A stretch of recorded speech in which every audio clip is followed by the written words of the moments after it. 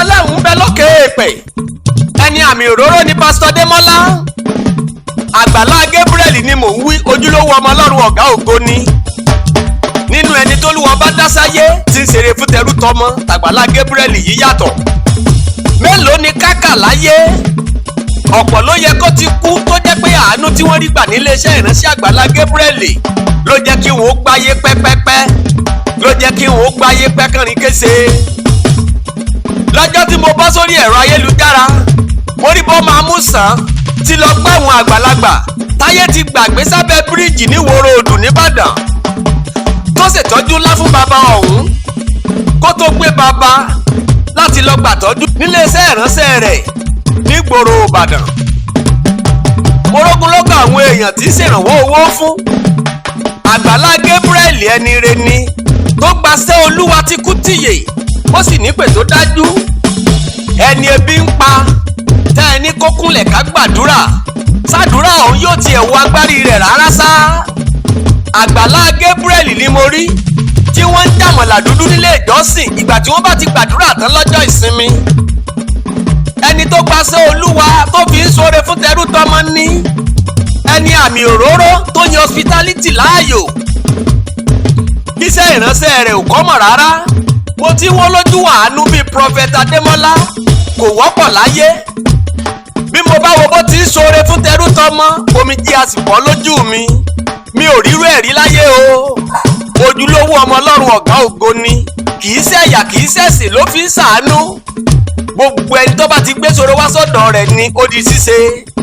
Ìrànlọ́wọ́ tó ti ṣe fógunlọ́gọ̀ èèyàn láyé ó dá mi lójú kò ló ń kà.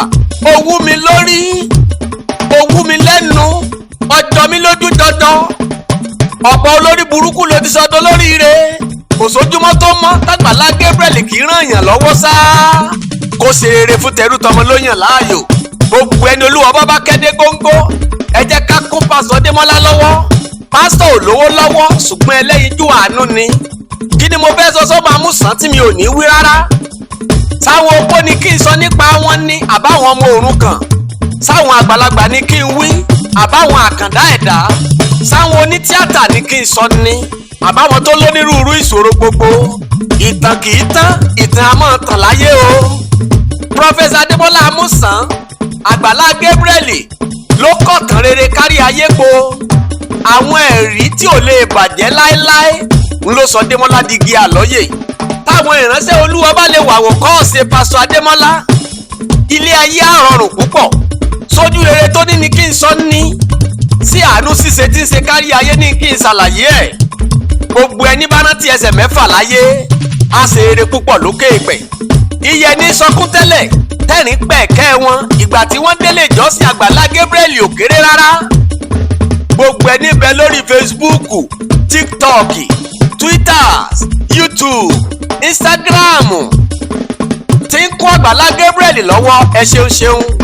Ikú òjijì ò ní payín láyé, ẹ ní ṣọ̀fọ̀. Ó ṣeéṣe kó jọ ọ̀gọ̀ọ̀rọ̀ èèyàn lójú wípé sí Ọba Akewi tí ń gbógun ti olóṣèlú ló ń kí ẹni àmì òróró.